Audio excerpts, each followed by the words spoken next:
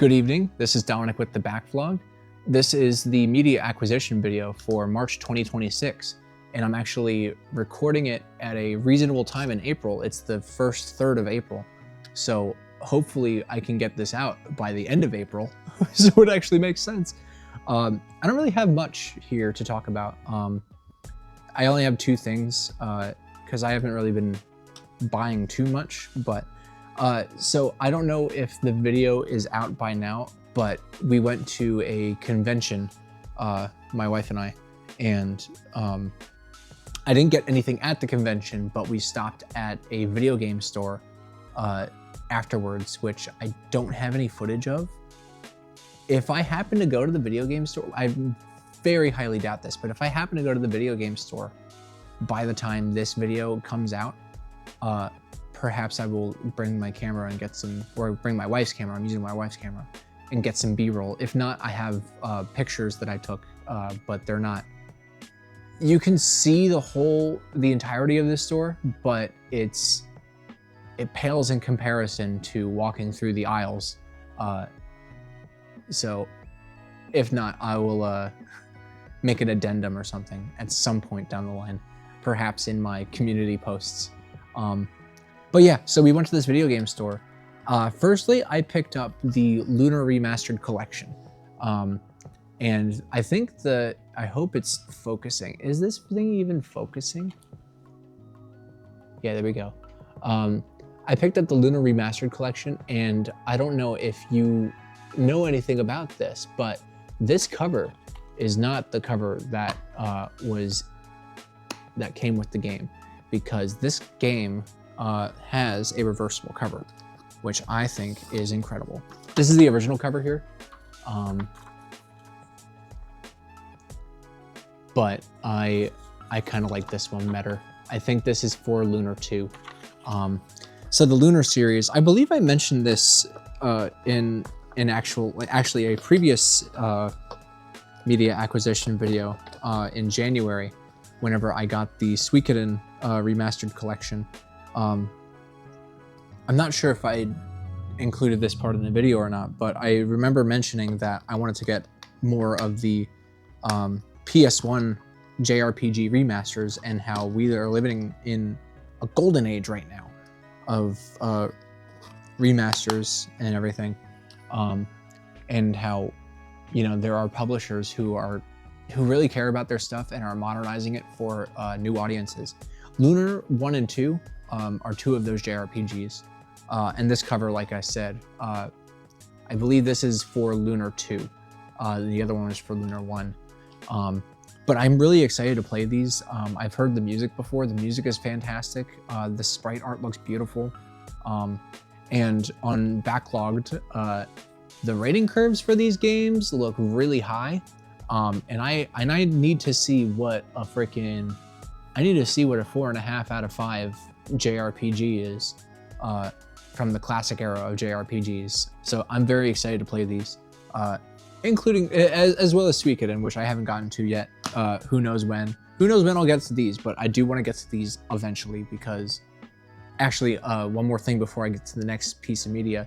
The reason I picked this up, I was absolutely floored whenever I saw this, because this is an Amazon exclusive. I don't shop online, and especially not Amazon. I detest Amazon with every fiber of my being, and I will give them as little money as necessary. So I was like, you know, the Lunar Remastered Collection, that's great that exists. I don't think I'll ever get it unless I see it in person. And the reason, or the way that would ever happen, is if somebody bought it from frickin' Amazon and then resold it. And then I found it. So I freaking got it, dude. That makes me very excited. This also made me very excited. On the second floor of this video game store, they had basically like a little record store.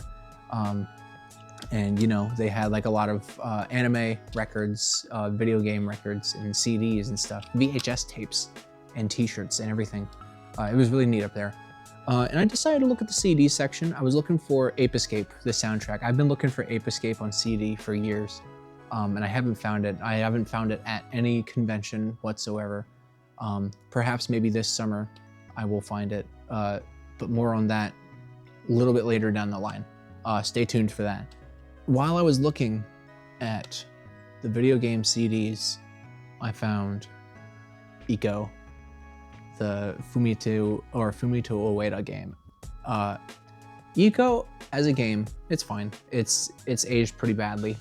This is a game that desperately needs like a remake or something, modernize it, because it's a beautiful game, like, you know, thematically and artistically, but gameplay wise, its age is really present. But the music in it is so good. It's so atmospheric and eerie and haunting. And some of the more calmer tracks are like always stuck in my head. And I love this thing. I used to listen to, at work, I used to listen to like video game, basically playlists, like mixtapes essentially. And it's got like the PS1 and PS2 greatest tracks or whatever. And every time an Ico track would come on, I'd be like, I would be in total bliss, because the tracks that they play, specifically Heal and the final track, Ico, You Were There, those two, actually Castle in the Mist as well, if I remember correctly. I believe Castle in the Mist is like the acoustic one. Those three tracks are my favorite tracks on here. They're so serene, and I just love them so much. And you know, because I don't stream music anymore, I was like, I don't know when I'll be able to listen to this again.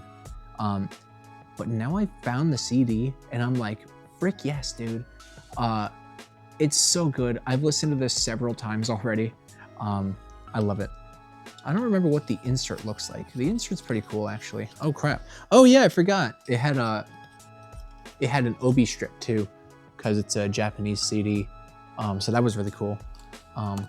Yeah, you got the little kid in the one area. I believe that's the starting area.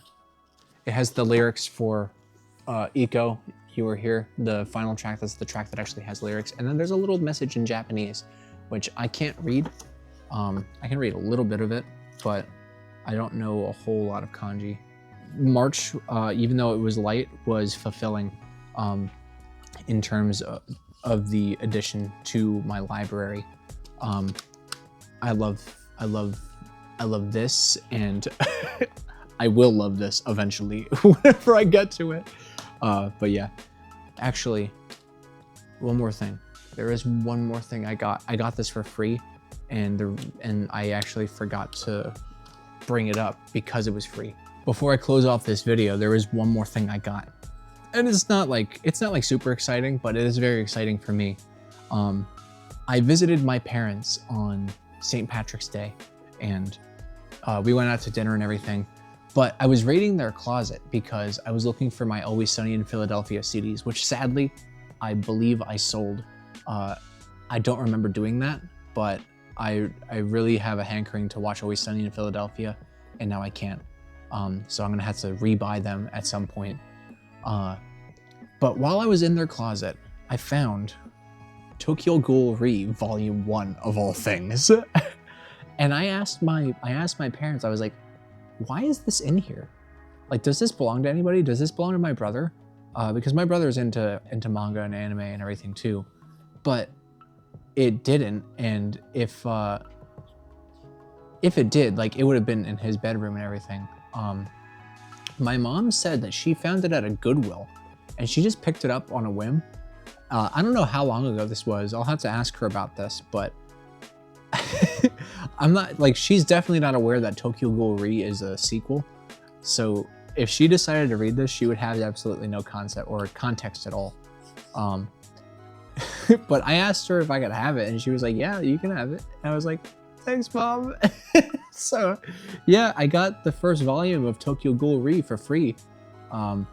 So I don't know when I'll read it. I've got a lot of things I want to read, but this will at least jumpstart me into the sequel series of Tokyo Ghoul, which, you know, I just finished last year, so it's like the timing was very serendipitous. But yeah, so that's the month of that was the month of March. Stay tuned for next month, because there's some things I will talk about, exciting things that I'm excited to talk about. Right, Robin? She's not into the rope anymore. I think she started this video with the rope. I've been recording for a little while now, so I'm gonna go.